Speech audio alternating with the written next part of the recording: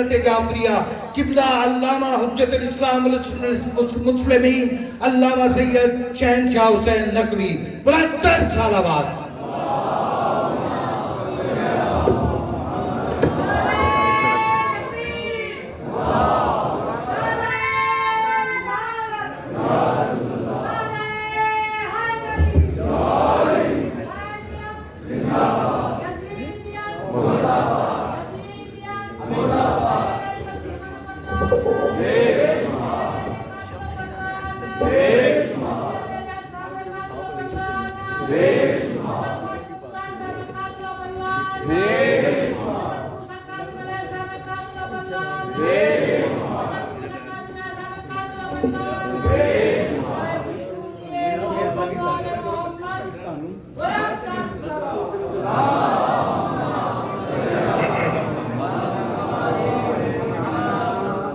کچھ آگے آنے کر لیں گے.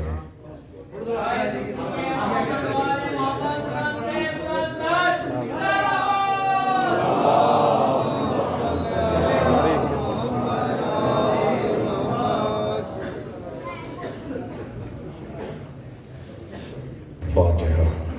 بسم اللہ الرحمن الرحیم. الرحمن الرحیم مالک یوم الدین نعبد وإياك نستعين اهدنا الصراط المستقيم صراط الذين أنعمت عليهم غير المغضوب عليهم ولا الضالين. اللهم صل على محمد.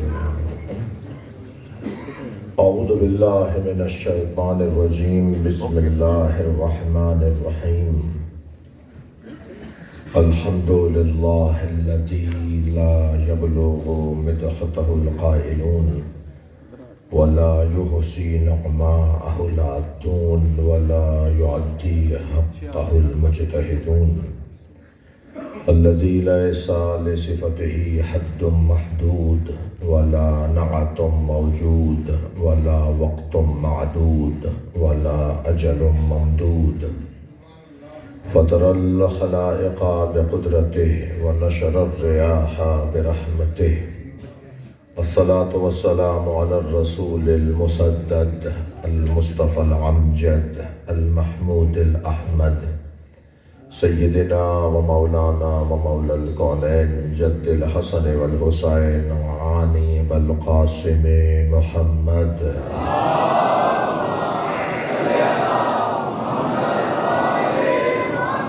وآله الطيبين الطاهرين المعصومين الذين قال الله إنما يريد الله ليذهب عنكم الرجس أهل البيت ويطهركم تطهيرا.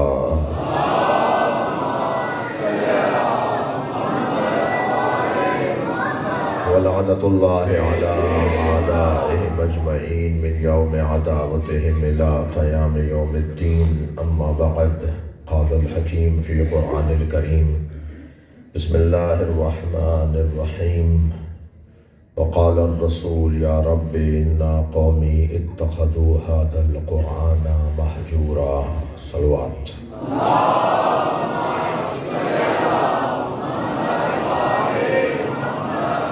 حاجات کی برابری، مریضوں کی شفا یابی کے لیے بلند تر صلوات پڑھیں.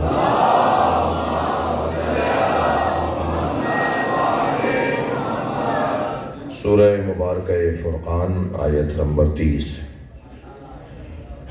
اللہ اپنے اس کلام میں نبی مکرم کے قول کو قرآن کی صورت میں پیش کر رہا ہے. قول نبی کا ہے، آیت قرآن کی ہے.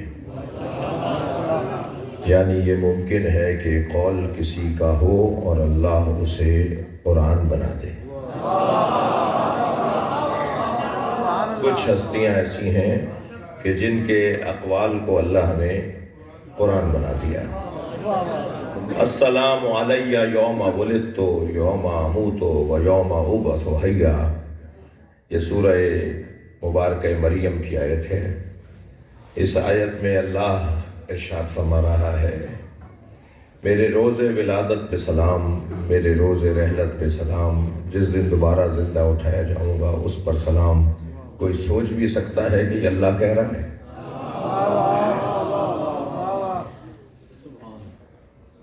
کلام اللہ کا ہے، آیت قرآن کی ہے، مگر الفاظ کسی اور کے ہیں،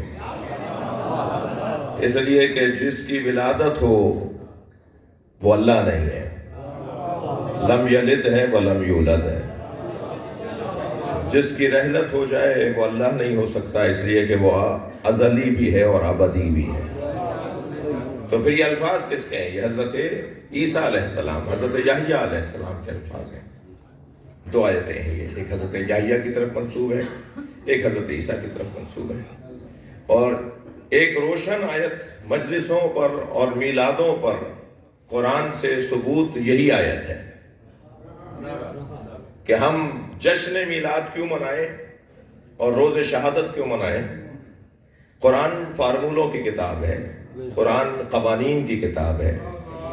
اگر قرآن میں ایک آیت ایسی مل جائے کہ جو کسی نبی کے روز ولادت کو زندہ دیکھنا چاہتی ہو اور روز رحلت کا انعقاد چاہتی ہو اور روز رحلت کو زندہ دیکھنا چاہتی ہو، تو کیا کافی نہیں ہے کہ پھر اگر حضرت عیسیٰ کا روز ولادت ہونا چاہیے، حضرت عیسیٰ کا روز رحلت ہونا چاہیے، یعنی کسی بھی ایک نبی کا روز ولادت یا روز رحلت اگر منانا جائز ہے قرآن میں، تو حضرت نبی مکرم تو سب سے افضل ہے۔ پھر نبی مکرم کا روز میلاد منانا بدعت کیسے ہو گیا؟ پھر نبی مکرم کا روز رحلت منعقد کرنا بدعت کیسے ہوا؟ تو قرآن فارمولوں کی کتاب، یہ حضرت یحییٰ اور حضرت عیسیٰ علیہ السلام کے الفاظ ہیں۔ الفاظ ان کے ہیں: السلام علیہ یوم ولدت، سلام ہو میرے روز ولادت پر، یوم اموت ہو میرے روز رحلت پر، اور یوم ابعث حیا، اور جس دن میں دوبارہ زندہ اٹھایا جاؤں گا اس دن پر سلام ہو۔ یہ الفاظ حضرت عیسیٰ کے ہیں، آیت قرآن کی ہے، یہ ایک دفعہ نہیں، قرآن میں بارہا ایسا ہوا ہے جی۔ وقال الانسان ما لها، اور ایک انسان کہے گا ہلتی ہوئی جی، جھٹکے کھاتی ہوئی زمین سے، زلزلہ لیتی ہوئی زمین سے، ایک انسان کہے گا تجھے کیا ہو گیا ہے؟ وہ انسان ہوگا، اللہ نہیں ہے، وہ خالق نہیں ہے، مخلوق ہے۔ یہ الفاظ اس انسان کے ہیں اور قرآن میں آیت ہے۔ ایسے ہی مثلا الحمدللہ رب العالمین، یہ کتنا حسین ترکیبی جملہ تھا جو اللہ کو اتنا اچھا لگا کہ اس نے قرآن کے برابر سورے کا آغاز ہی الحمدللہ رب العالمین سے کر دیا، یعنی پورا قرآن ایک طرف اور سب مثانی ایک طرف، 7 آیتوں والا سورہ ایک طرف اور پورا قرآن ایک طرف۔ جو طاقت اللہ نے پورے قرآن میں رکھی ہے وہ سورہ الحمد میں رکھی ہے، اور سورہ الحمد کا آغاز ہو رہا ہے الحمدللہ رب العالمین سے۔ یہ جملہ کس کا تھا جو اللہ کو اتنا اچھا لگا کہ اس نے قرآن کی آیت بنا دی؟ قرآن کا آغاز ہی الحمدللہ رب العالمین سے ہو رہا ہے، وہ ابو طالب تھے۔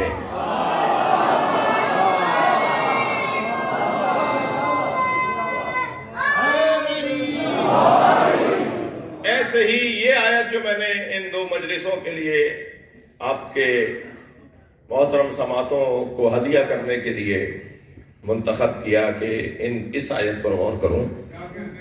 اس آیت میں اللہ نبی کے قول کو آیت کے طور پر بیان کر رہا ہے۔ وقال الرسول، اور کہیں گے رسول اللہ، قیامت میں شکایت نبی کریں گے اپنی امت کی، رحمت للعالمین، اور شکایت اور معاف کرنے والا، معاف کرنے والا شکایت نہیں کرتا، شکایت کرنے والا گویا معاف نہیں کرتا۔ نبی مکرم اگر قیامت میں شکایت کر رہے ہیں تو کچھ ایک ایسا حساس موضوع ہے کہ جس پہ شکایت ہی بنتی ہے۔ دیکھیے،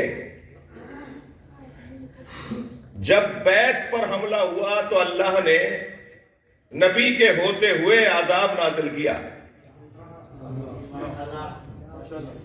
جی۔ مکے کے اندر جس سال سرکار آ رہے ہیں اسی سال ابابیل کا لشکر، ہاتھیوں کے لشکر پر کنکریاں برسانے آیا، عذاب آیا، کیونکہ بیت کا مسئلہ تھا۔ اور جب غدیر کے موقع پر کسی نے شک کیا تو وہ اہل بیت کا مسئلہ تھا، تب بھی وہ عذاب سے نہیں بچ سکا۔ آسمان سے کنکر نازل ہوا اور اس کو برباد کرتا ہوا، ختم کرتا ہوا، مارتا ہوا چلا گیا۔ تو کچھ حساس اور اہم موضوعات ہیں جن پر اللہ کے ہاں معافی نہیں ہے۔ کچھ حساس موضوعات ایسے ہیں جس پہ اللہ کے ہاں معافی نہیں ہے، اللہ معاف نہیں کرے گا۔ جی جہاں بھی توحید کا مسئلہ، اہل بیت کی توہین ہوتی رہی، درگزر کرتے رہے۔ شام سے کیسے کیسے حتات لوگ، متجری لوگ آتے رہے اور آئمہ اہل بیت کی توہین کرتے رہے، اور آئمہ مسکرا کے انہیں دیکھتے رہے، اور پھر جب ان کی توہین کی حدیں انہوں نے گزار دی اور اپنی حدیں بتا دی گویا کہ اس سے زیادہ اب ہم کچھ نہیں کر سکتے، تو پھر فرمایا تم مسافر ہو، کھانا کھا لو، کچھ دیر کے لیے آرام کر لو۔ جاتے ہوئے اس کے حوالے گھوڑا اور سواری کی کہ تم مسافر ہو، تمہیں سواری کی ضرورت ہے۔ جب تک ان کا اپنا مسئلہ تھا تو خوب بے ادبیاں اور بدتمیزیاں سننے کے باوجود بھی انہیں نوازتے رہے، لیکن جب توحید کا مسئلہ آیا تو کربلا بسا دی۔ اللہ کے مسئلے پر اہل بیت نے سمجھوتا نہیں کیا۔ بھائی صلوات پڑھ لے محمد و آل محمد۔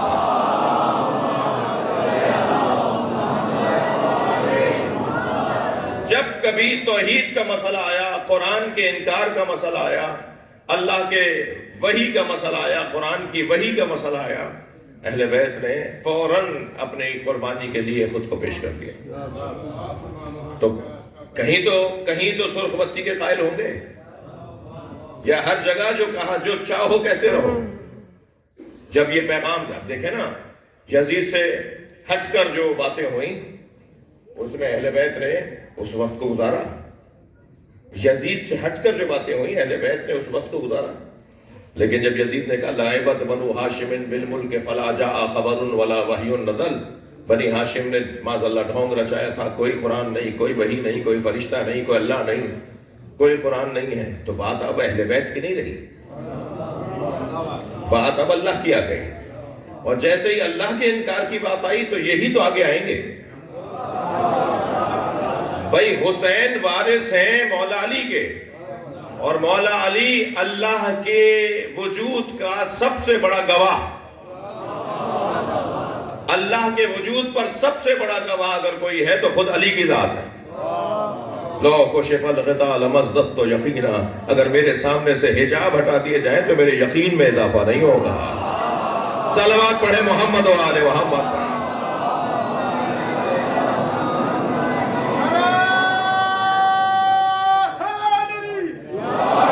بلندر صلوات اور پڑھیں۔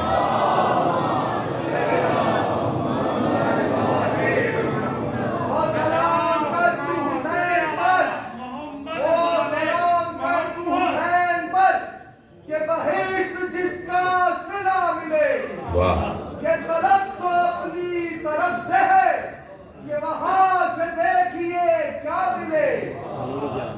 یہ طلب تو اپنی طرف سے ہے کہ وہاں سے دیکھیے کیا ملے۔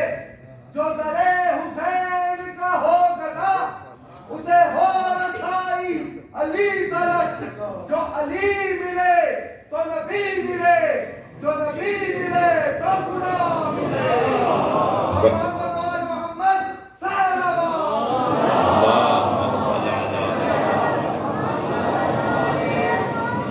یہ نبی مکرم کی شکایت ہے جو قیامت میں سرکار اللہ کی بارگاہ میں پیش کریں گے۔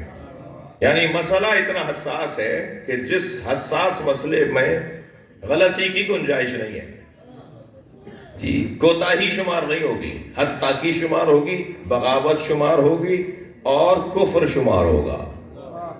یعنی کوئی ایسا ایک مسئلہ ہے جس پر نبی شکایت کریں گے قیامت میں۔ جتنے بھی حساس موضوعات تھے نا قرآن مجید میں جو اللہ نے نازل کیے سرکار کے اوپر، ان سارے حساس موضوعات کا آغاز قل سے ہو رہا ہے۔ قل، تم کہہ دو۔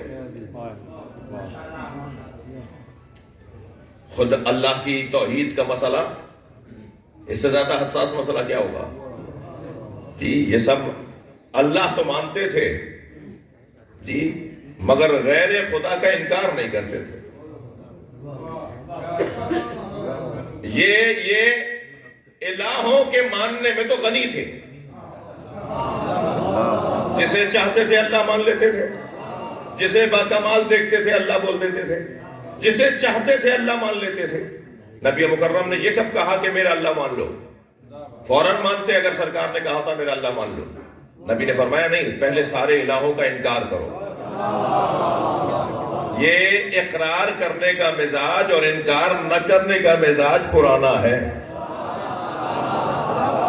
ہم مانیں گے, انکار نہیں کریں گے. صلوات پڑھ لیں ذرا محمد و آل محمد.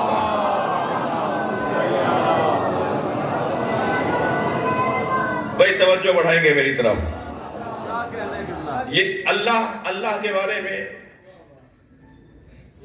قل هو اللہ احد, تم کہہ دو وہ اللہ احد ہے. تو خود کیوں نہیں کہہ رہا وہ اللہ احد؟ سورہ کا آغاز یہاں سے کیوں نہیں ہو رہا هو اللہ احد؟ سورہ کا آغاز ہو رہا قل هو اللہ احد. مسئلہ حساس ہے. یہ نہیں کہہ رہے, ہم کہلوا رہے ہیں. یہ خود نہیں کہہ رہے, ہم کہلوا رہے ہیں. ویسے تو ساری آیات اللہ نے کہی ہیں اور ان سے کہلوائی ہیں, مگر کچھ حساس موضوعات میں اس کے ساتھ اظہار کیا ہے تاکہ نبی مکرم پر لوگوں کی بے ادبیوں میں کمی آئے. یہ انہوں نے نہیں کہا ہے, ہم نے کہا ہے, ہم نے کہلوایا ہے. آپ کہہ دیجئے وہ اللہ احد ہے. اللہ بھی اللہ منوانا چاہتا ہے تو مصطفیٰ کے ذریعے. بغیر مصطفیٰ کے اللہ مانو گے تو پھر تم بار بار بھٹکو گے اور بند گلیوں کا شکار ہوگے. بہتر ہے کہ اس کا اللہ مان لو جس نے صحیح اللہ مانا ہے, جس نے واقعی اللہ مانا ہے. یہ حساس موضوع تھا, لہذا اللہ نے کہلوایا اور نبی نے کہا. ایسے ہی اہل بیت کی مودت کا موضوع حساس تھا. تہمت آنی تھی, اپنے خاندان کو چھوڑ کے چلے گئے, ہمارے اوپر اپنے خاندان کو حاکم بنا کے چلے گئے. تو اللہ نے کہا قل لا اسألکم علیہ اجرا الا المودۃ فی القربى. تم کہہ دو کہ مجھے کچھ نہیں چاہیے, اگر چاہیے تو یہ چاہیے کہ میرے قربہ سے اظہار محبت کرو. حساس موضوع تھا, قل کے ذریعے سے بات ہو رہی ہے. غدیر کے میدان میں بھی مسئلہ حساس تھا, لہذا بلغ, پہنچا دو, تاکہ امت یہ بھی سن لے کہ وہاں سے حکم آیا پہنچا دو. میں نہیں پہنچا رہا, وہ کہہ رہا ہے پہنچا دو. اور پھر پہنچا دو تو کیا ہوگا؟ فساد ہوگا, جھگڑا ہوگا, لڑائی ہوگی. اور ہوا تو فوراً آواز آئی واللہ یعصمک من الناس. آپ اپنا پیغام پہنچائیے, جو میں نے آپ سے کہا ہے وہ پہنچائیے. لوگوں کے شر سے اللہ آپ کو بچائے گا. اس کا مطلب ہے کہ شر ہونا تھا. تو میرے بچوں جوانوں, یہی ایک جملہ اور مجھ سے ہدیہ لے لو. جہاں جہاں تم علی کی بات کرو گے کچھ شر پسند لوگ اٹھ کر آئیں گے. میری اور آپ کی کیا حیثیت ہے, جب نبی علی علی کہتے ہیں تو شر پسند لوگ آ جاتے ہیں. صلوات پڑھیں محمد و آل محمد.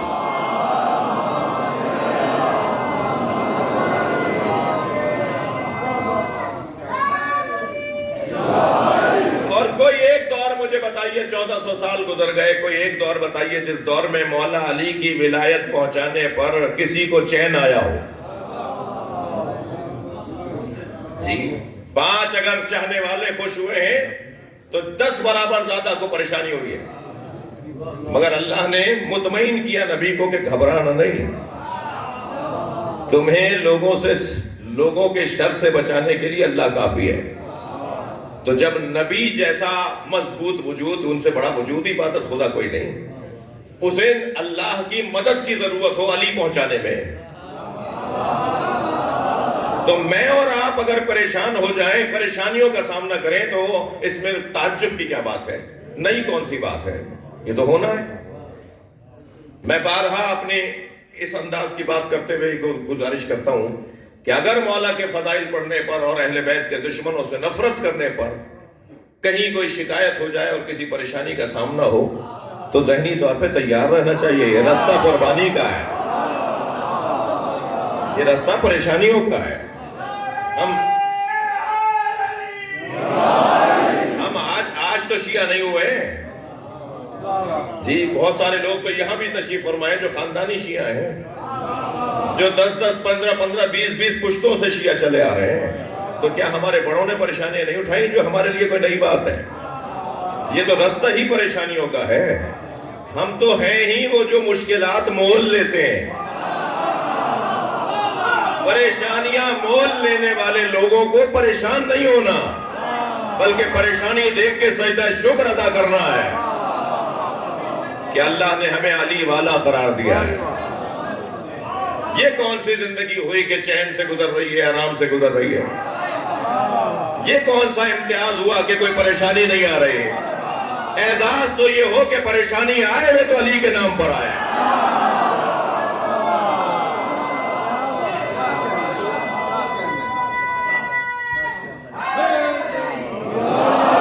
عزت کی بات ہے، افتخار ہے آپ کے اور ہمارے لیے، ہم سب کے لیے. لیکن ان تمام باتوں کے باوجود، ان تمام خدشات اور ان تمام امکانات کے باوجود الحمدللہ بہت اچھے آئے ہیں. ہم بہت اچھے آئے ہیں.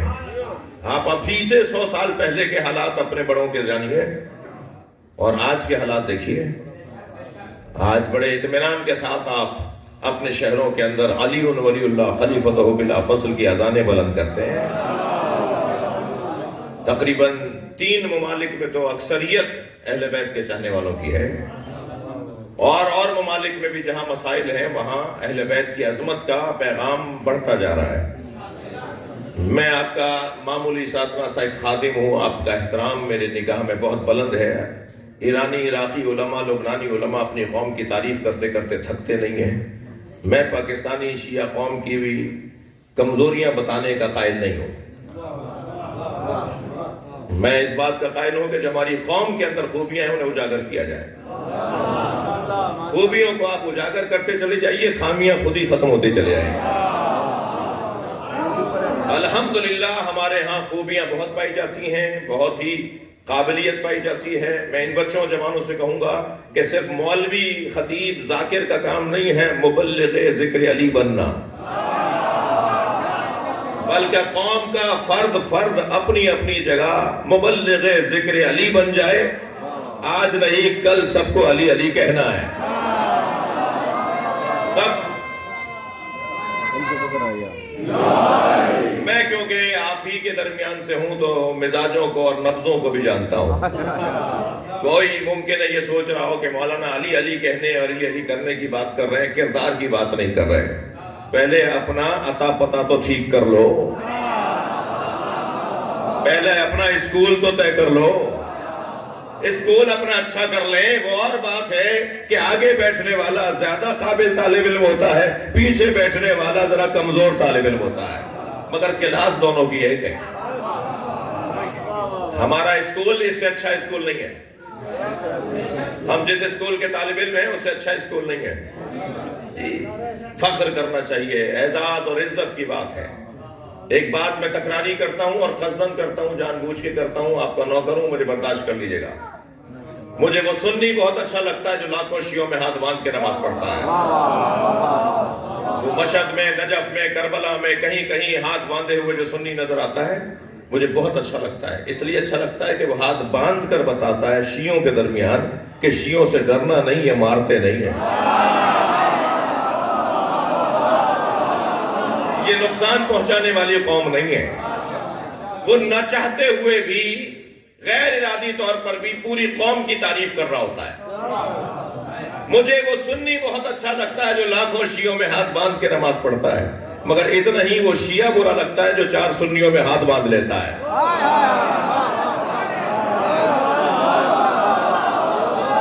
صلوات پڑھیں ذرا محمد و آل محمد.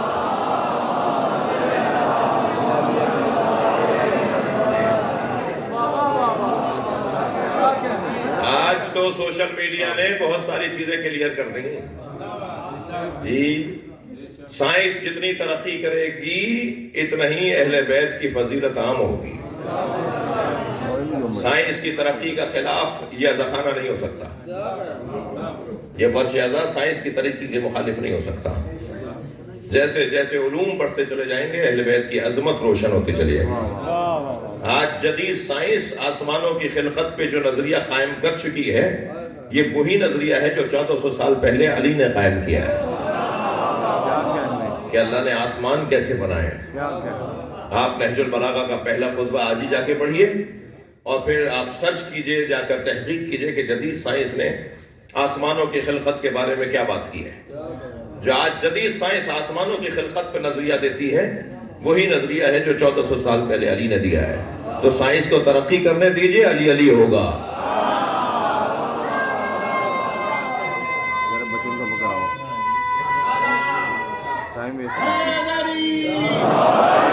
اچھا، اب اسی بچے نے ذمہ داری نہیں لی ہے، سارے ہمیشہ نعرے لگانے ہیں۔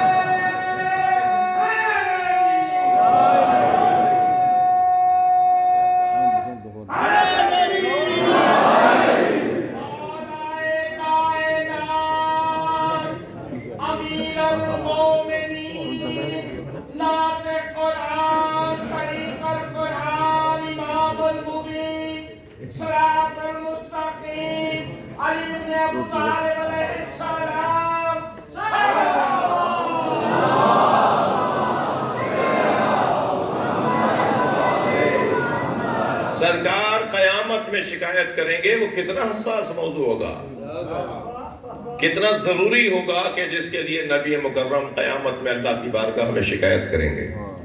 وقال الرسول یا رب ان قومی اتخذوا هذا القرآن مہجورا، یا اللہ میری قوم نے، اب جو ترجمہ ہوتا ہے پہلے وہی کروں گا، میری قوم نے قرآن چھوڑ دیا تھا، میری قوم نے قرآن کو چھوڑ دیا تھا۔ یہ ترجمہ جو سب کرتے ہیں پہلے میں نے وہی کیا ہے، میں اس ترجمے سے متفق نہیں ہوں۔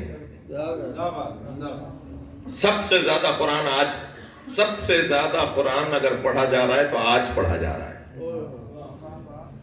اب سے 100 سال پہلے جتنا قرآن پڑھا جاتا تھا اس سے آج زیادہ پڑھا جا رہا ہے۔ جتنا قرآن آج چھپ رہا ہے ماضی میں کبھی نہیں چھپا۔ بڑے بڑے سارے اسلامی ممالک کی خاص جو گورنمنٹ کی پریس ہے جی، اس کے اندر ایک شعبہ قرآن چھاپنے کا ہے۔ پاکستان، سعودی عرب، ایران، مختلف ممالک میں قرآن چھپنا ایک مکمل حکومتی کام ہے جی۔ قرآن چھپ رہے ہیں، سب سے زیادہ حافظان قرآن آج ہیں ماضی کی نسبت، شیعہ قوم میں بھی، سنیوں میں بھی جی۔ قرآن بہتر ہوا ہے ہمارے یہاں، اور یہ تو قیامت کی بات ہے، ابھی تو اور بہتر ہوتا چلا جائے گا۔ اور قیامت میں نبی شکایت کریں گے کہ یا اللہ میری قوم نے قرآن چھوڑ دیا تھا۔ مسئلہ یہ نہیں ہے، سرکار یہ نہیں فرمائیں گے یا رب ان قومی اتخذوا هذا القرآن، یا اللہ میری اس قوم نے قرآن کو لے لیا تھا مہجورا، علی کے بغیر۔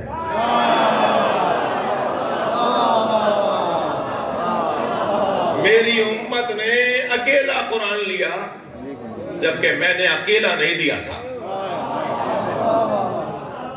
میں نے تو قرآن کے ساتھ انہیں علی دیا تھا، مگر انہوں نے قرآن لیا، علی کو چھوڑ دیا۔ عزیزو، اس ترجمے کو لینے کے بعد، یہ ترجمہ میرا ہی نہیں ہے، اس کے اوپر ہمارے پاس احادیث ہیں، بزرگوں نے، میں نے بزرگوں سے تائید لے کر یہ بات کر رہا ہوں، ممبر پر بیٹھتا ہوں تو بہرحال اگر بہت بڑا عالم نہیں ہوں تو غیر ذمہ دار بھی نہیں ہوں۔ یا اللہ میری قوم نے قرآن تنہا لے لیا علی کے بغیر، مہجور، تنہا، اکیلا، میں نے اکیلا نہیں دیا تھا۔ اب اس ترجمے کو سننے کے بعد اس حدیث کو سنیے، رب تال القرآن والقرآن یلعنہ، کتنے ہی قاریان قرآن ہیں جنہیں خود قرآن لعنت کرتا ہے، کتنے ہی قاریان قرآن ہیں جن پہ خود قرآن لعنت کرتا ہے۔ وہ کون سے قاریان قرآن ہیں جن پہ قرآن لعنت کرتا ہے؟ جو علی کے بغیر قرآن سمجھتے ہیں۔ صلوات پڑھیں محمد و آل محمد پر۔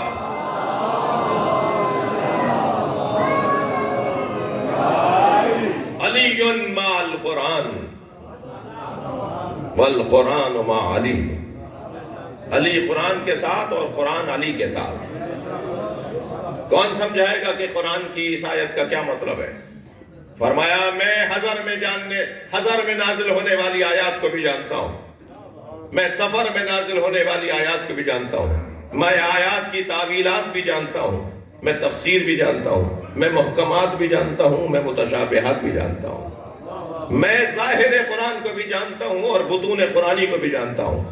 میں قرآن کے ایک ایک حرف کی تفسیر کروں تو مجھے ساری رات گزر جائے اور ایک حرف مکمل نہ ہو پائے۔ اے ابن عباس بیٹھو، میں تمہیں قرآن کی تفسیر بتاؤں۔ ابن عباس کہتے ہیں ساری رات میں قرآن کی تفسیر علی سے سن کے لکھتا رہا، فجر کی اذانوں کا وقت ہو گیا، ابھی بسم اللہ کے با کی تفسیر نہیں ہوئی تھی۔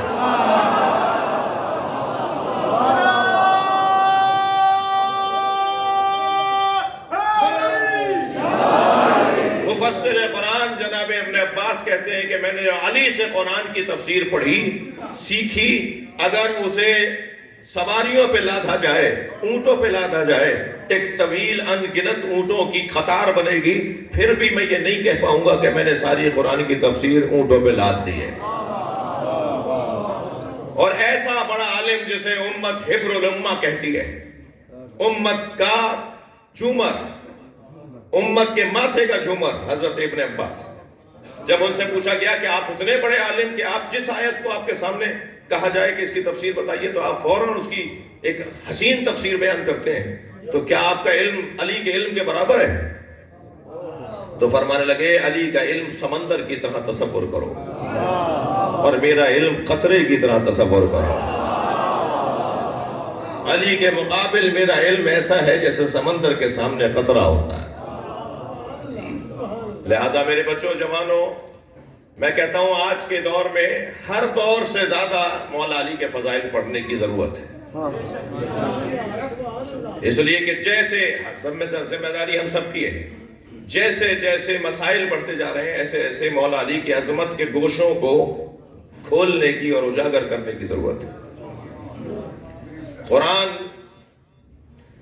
نبی نے اکیلا نہیں دیا ہمیں، ہر زمانے میں محافظ قرآن، ہر زمانے میں مفسر قرآن کی ضرورت ہے۔ یعنی نبی کے زمانے میں سرکار کی ظاہری حیات میں قرآن کی تفسیر کرنے کے لیے سرکار کا ہونا ضروری ہے، تو نبی کی رحلت کے بعد تو بدرجہ اولا قرآن سمجھانے والے کی ضرورت ہے۔ سادہ سی بات ہے، الف سے انار بے سے بکری والی کتاب کے لیے تو استاد چاہیے، مگر قرآن سمجھانے کے لیے استاد نہیں چاہیے۔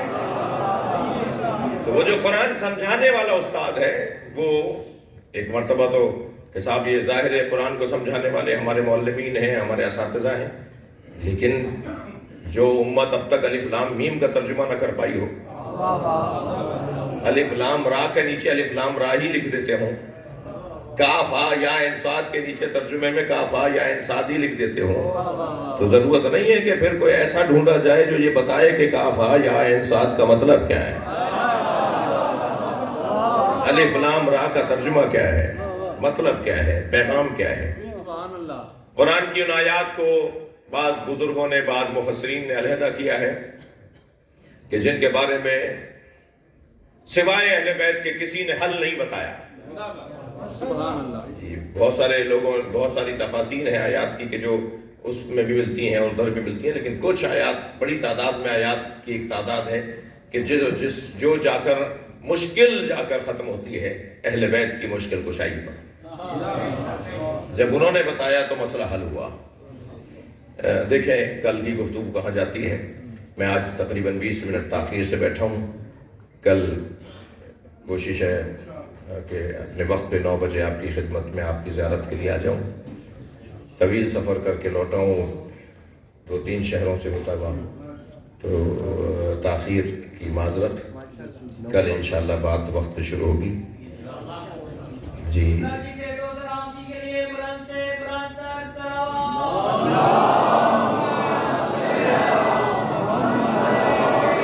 آپ سب کی سلامتی کے لیے بلند تر صلوات۔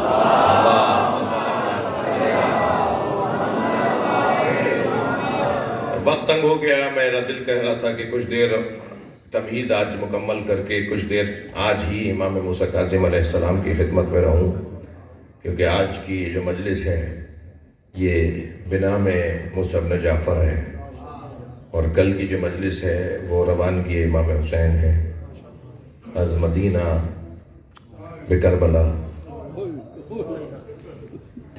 ائمہ اہل بیت میں سب سے زیادہ تنہا امام، ائمہ اہل بیت میں سب سے زیادہ غریب امام، وہ امام موسیٰ کاظم علیہ السلام۔ امام زین العابدین بھی اسیر رہے، امام زین العابدین بھی اسیر رہے، مگر 1 سال اسیر رہے۔ ان کی دلجوئی کے لیے ان کی پھوپھی موجود تھی، ان کی دلجوئی کے لیے ان کی مادر گرامی یعنی ماں کا درجہ رکھنے والی بیویاں تھیں، بی بی ام لیلہ تھیں، بی بی ام رباب تھیں، جناب فضہ تھیں، ان کے حوصلے کے لیے جناب سکینہ تھیں، مگر امام موسیٰ کاظم کی تو غربت ہی علیحدہ ہے، 1-2 سال نہیں، بے روایت 14 سال اور سنی شیعہ کے مطابق 4 سال امام موسیٰ کاظم قید میں رہے۔ اور غربت کا عالم یہ تھا کہ جس کی کثیر اولاد ہو، حضرت ابراہیم کے ہاں جب حضرت اسماعیل کی ولادت ہو گئی تو بار بار دعا مانگتے تھے، یا اللہ مجھے بیٹی عطا کر جو میرے جنازے کی زینت بنے۔ سب سے زیادہ مولا حسین کے لاشے پہ سکینہ روئی ہے، اجرکم اللہ، اجرکم اللہ۔ امام موسیٰ کاظم علیہ السلام کی بیٹیاں تمام ائمہ میں سب سے زیادہ بیٹیاں ہیں، جس کے اتنے بیٹے ہوں، اتنی بیٹیاں ہوں، اس کا جنازہ مزدور اٹھائیں گے؟ کیا غربت ہے۔ ابھی کچھ دیر کے بعد آپ تابوت کی زیارت کریں گے، یاد رہے یہ تابوت اس امام کا ہے جس کی بیڑیاں کھولی نہیں گئیں، جس کی ہتھکڑیاں کھولی نہیں گئیں۔ بزرگ علماء نے یہ مسائل پڑھا ہے کہ بغداد کے ایک لوہار کے خواب میں جناب زہرا آئی، اجرکم اللہ، اجرکم اللہ، جو رونے آئے اپنی آواز و بادات کریں گے، اللہ آپ کو کسی غم میں نہ لائے، سوائے غم اہل بیت میں رونے رلانے والوں میں قرار دے۔ بغداد کے ایک لوہار کے خواب میں جناب زہرا آئیں، وہ کہتا ہے میں نے دیکھا کہ ایک معظمہ بی بی ہے، میں نے پوچھا بی بی آپ کون ہیں؟ کہا یہ بتا تو کس کو نبی مانتا ہے؟ تو کہتا ہے میں نے خواب میں کہا محمد رسول اللہ، میں محمد کو اپنا رسول مانتا ہوں۔ کہا ان کی بیٹی فاطمہ کو پہچانتا ہے؟ کہا بی بی وہ میری مخدومہ ہے، بی بی وہ میری معظمہ ہے، مگر آپ کا ان سے کیا تعلق ہے؟ تو خواب میں آنے والی بی بی کہتی ہے میں خود فاطمہ زہرا ہوں، میں تیرے خواب میں آئی ہوں، میری ایک حاجت، میرا ایک کام تجھ سے ہے، وہ کام میرا پورا کر دے۔ کہتا ہے میں خواب ہی کی حالت میں کھڑا ہو گیا، ہاتھ جوڑ کے کھڑا ہو گیا، بی بی میں کہاں اور کہاں، آپ کا کام مجھ سے بڑھ گیا۔ بی بی حکم کرے میں اپنی جان دینے کو تیار ہوں، کہ کل پلے بغداد پہ جا کر میرے بیٹے کے ہاتھوں سے ہتھکڑیاں، پیروں سے بیڑیاں کاٹ دینا۔ وہ کہتا ہے کہ مجھے سمجھ میں نہیں آیا، میں بیدار ہوا مگر یہ سوچتا ہوا کہ آخر یہ ماجرا کیا ہے۔ کہتا ہے میں اپنے کارخانے میں بیٹھا کام کر رہا تھا کہ کچھ لوگ یہ کہتے ہوئے گزرے کہ پلے بغداد پر ایک اسیر بغداد کا جنازہ رکھا ہے جس کی اب تک ہتھکڑیاں نہیں کٹی ہیں، جس کی اجرکم اللہ، اجرکم اللہ، اپنی آوازوں کو آزاد کریں گے میں 2-3 منزلیں لوں گا، جس کی اب تک بیڑیاں نہیں کٹی ہیں۔ وہ کہتا ہے میں اوزار لے کر جب گیا تو میں نے پوچھا یہ کس کا جنازہ ہے؟ تو کہا یہ موسیٰ ابن جعفر کا جنازہ ہے، یہ موسیٰ کاظم کا جنازہ ہے، یہ جناب زہرا کے پوتے کا جنازہ ہے۔ عزاداروں میں نے بات مکمل کر دی، بس ایک منظر اور پیش کر دوں۔ اس نے امام موسیٰ کاظم کے جنازے سے بیڑیاں اور ہتھکڑیاں کاٹیں اور امام کا جنازہ پھر شان سے مقابر قریش میں لے جا کے دفنایا گیا۔ پھر ہزاروں کی تعداد میں لوگ جمع ہوئے اور ہر سال کروڑوں کی تعداد میں لوگ امام کاظم کے مزار پہ جاتے ہیں، اور آپ اور ہم بھی اپنے اپنے وطنوں کے اندر امام موسیٰ کاظم کی مجلس کرتے ہیں۔ سلام ہو اس جنازے پر جو 3 دن بے گور و کفن رہا۔ اجرکم اللہ، اجرکم اللہ۔ جناب زینب یہ نوحہ پڑھتی چلی گئی، نانا یہ آپ کا حسین ہے، مرمل بالدماء مقتول مسلوب الامامۃ والرداء، جس کا امامہ اتار کے لے گئے، جس کی ردا اتار کے لے گئے، جس کے اعضاء کو قطع کر دیا گیا۔ نانا آپ کے بچے کو مار دیا گیا، وہ بناتوں کا سبایا، اور آپ کی بیٹیوں کو اسیر بنا لیا گیا۔ عزادارو ایک لمحہ اور ذرا سوچئے گا کہ جب کسی گھر سے کوئی جنازہ اٹھ رہا ہو تو سب لوگ، عزیز و اقارب، پڑوسی، برادری کے لوگ اس جنازے کے وارث بچوں سے پرسے کی کیفیت میں تسلیت دے رہے ہوتے ہیں، پرسہ دے رہے ہوتے ہیں۔ سلام ہو سکینہ بنت الحسین پر، امام حسین کے جنازے پہ تازیانے مارے جا رہے ہیں۔ بی بی زینب آواز دے کر کہہ رہی تھی، سکینہ بابا کو الوداع کہہ دو۔ عزادارو ایک لمحے کے لیے ذرا قم کی طرف بھی اپنے ذہنوں کو لے جائیے۔ میں جناب معصومہ قم سے کہوں گا، آپ کے بابا کا جنازہ پل بغداد پہ رکھا گیا، مزدوروں نے ضرور اٹھایا، مگر شان سے جنازہ دفنایا گیا۔ سلام ہو بی بی، اس بی بی پہ جس نے طلع زینبیہ سے اپنے بھائی پہ دوڑتے گھوڑے دیکھے، بار بار آوازیں دیتی رہ گئی، کوئی ہے جو میرے ماں جائے کو بچائے۔ رونے والوں، عرب دنیا کا دستور یہ تھا کہ اگر کوئی عرب عورت باہر نکل کر دونوں ہاتھ سر پہ رکھ کے کھڑی ہو جاتی تھی تو عرب یہ سمجھتا تھا کہ اس کی کوئی حاجت ہے، یہ کچھ چاہتی ہے۔ سنیں گے جناب زینب نے 10 مرتبہ سر پہ ہاتھ رکھا، مگر کوئی غیرت عرب والا بھی نہیں تھا جو یہ کہتا کہ علی کی بیٹی کیا مانگ رہی ہے۔ پھر خود ہی آواز دے کر کہا، کوئی ہے جو میرے ماں جائے کو بچائے۔ واہ مصیبتہ، واہ حسین، ماتم حسین۔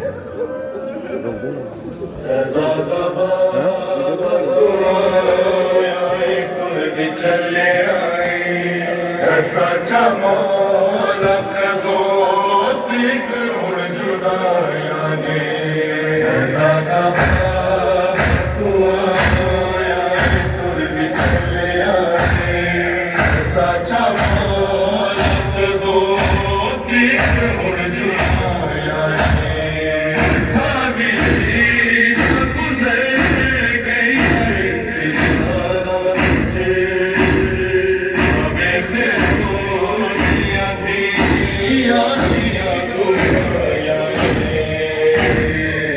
زیادہ